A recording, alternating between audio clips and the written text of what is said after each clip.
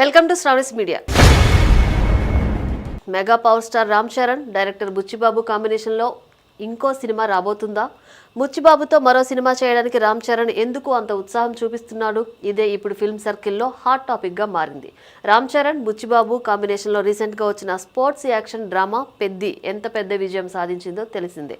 కేవలం ఇండియాలోనే కాదు, ఓవర్సీస్లో కూడా చరణ్ రేంజ్ని ఈ సినిమా మరోసారి ప్రూవ్ చేసింది.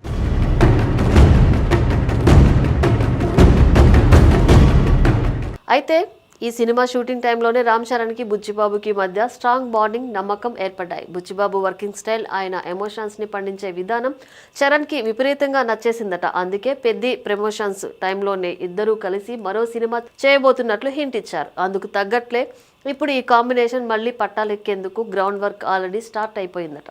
చరణ్, బుచ్చిబాబు సెకండ్ ప్రాజెక్ట్కి సంబంధించి ఇంట్రెస్టింగ్ అప్డేట్ ఒకటి బయటకు వచ్చింది.